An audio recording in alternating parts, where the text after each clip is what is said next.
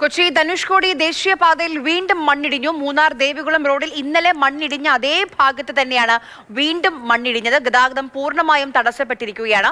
ജെയിൻ രാജ് നമുക്കൊപ്പം വിവരങ്ങളുമായി ചേരുന്നുണ്ട്. ജെയിൻ, ഈ മണ്ണിടിഞ്ഞ് വീണ ഭാഗത്താണ് നിൽക്കുന്നത്.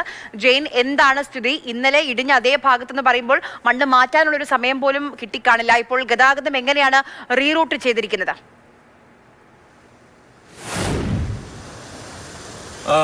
ഗതാഗതം പൂർണ്ണമായും തടസ്സപ്പെട്ടിരിക്കുകയാണ്. വലിയ പാറക്കല്ലുകളും വലിയ രീതിയിലുള്ളൊരു മലയിടിച്ചിൽ തന്നെയാണ് എന്ന് പറയേണ്ടി വരും. നമുക്ക് ദൃശ്യങ്ങളിൽ കാണാം. ഇന്നലെ ഇവിടെ മണ്ണിടിച്ചിലുണ്ടായി. ഇവിടെ നിന്നൊരു മിനി ലോറി താഴത്തേക്ക് പതിച്ചിട്ടുണ്ട്. അത് താഴത്താണ് കിടക്കുന്നത്. ആ വാഹനത്തിലുണ്ടായിരുന്ന ഒരാളുടെ ജീവൻ നഷ്ടപ്പെട്ടിരുന്നു. മൂന്നാറുള്ള ഗണേശൻ എന്ന് പറയുന്ന ആളുടെ ജീവനാണ് നഷ്ടപ്പെട്ടത്.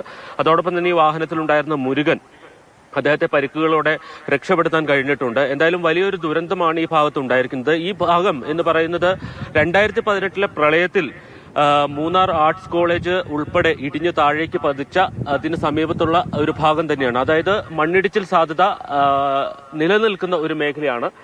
നമുക്ക് ഈ ദൃശ്യങ്ങൾക്ക് താഴെ, അതായത് ഈ താഴത്തേക്ക് കൂടി നമുക്ക് പോകാം. ഈ താഴത്ത് കാണുന്ന ഈ കെട്ടിടം എന്ന് പറയുന്നത് അത് മൂന്നാറിലെ പുതുതായി നിർമ്മിച്ച ബൊട്ടാണിക്കൽ ഗാർഡൻ ആണ്. 2018 പ്രളയത്തിന് ശേഷമാണ് ഈ ഗാർഡൻ ഇവിടെ നിർമ്മിച്ചത്.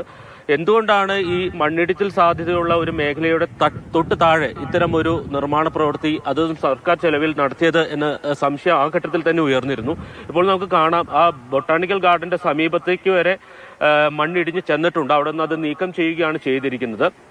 ഈ ഭാഗത്ത് ഈ വശം, അതായത് ഈ റോഡിന്റെ ഒരു വശം എന്ന് പറയുന്നത് റവന്യൂ ഭൂമിയാണ്. പക്ഷേ ഏത് സമയത്തും മണ്ണിടിയാനും അതോടൊപ്പം തന്നെ വലിയ രീതിയിൽ ഉരുൾപൊട്ടാനൊക്കെയുള്ള സാധ്യതയുള്ള ഒരു മേഖലയാണ്. അവിടെയാണ് ഇത്തരത്തിൽ അതിന് താഴത്താണ് ഇത്തരം ഒരു നിർമ്മാണ പ്രവർത്തനം നടന്നിരിക്കുന്നത്.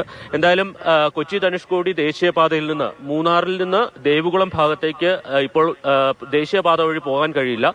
ഇനിയിപ്പോൾ പോകാൻ മറ്റു മാർഗം എന്ന് പറയുന്നത് ഗ്യാപ് റോഡിന് സമീപത്ത് നിന്ന് ബൈസൺ വാലി വഴി പോവുക എന്നുള്ളത് മാത്രമേ ഇപ്പോൾ മുന്നിലുള്ള മറ്റു മാർഗങ്ങളില്ല എന്ന് തന്നെ പറയേണ്ടി വരും. അല്ലെങ്കിൽ പൂപ്പാറയിൽ നിന്നും മറ്റും പോകേണ്ടി വരും.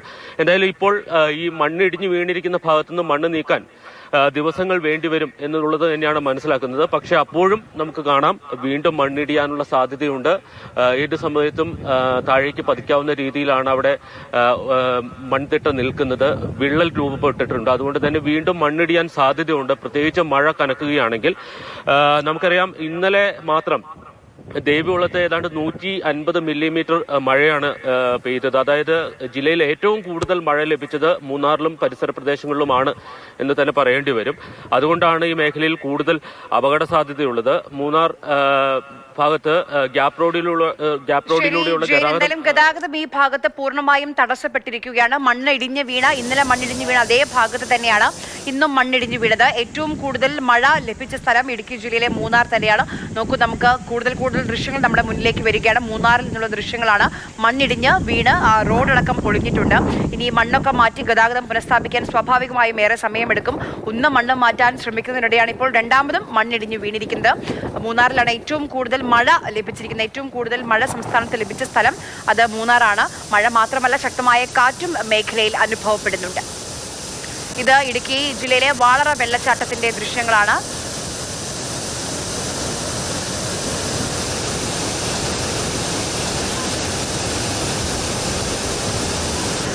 സാധാരണ തെളിനീര് പോലെ വരുന്ന വെള്ളച്ചാട്ടമാണ്. ഇതിപ്പോൾ ഒരു കുത്തൊഴുക്കി വെള്ളം ഒലിച്ചു വരുന്ന കാഴ്ചയാണ് വാളറയിൽ നിന്ന് കാണുന്നത്.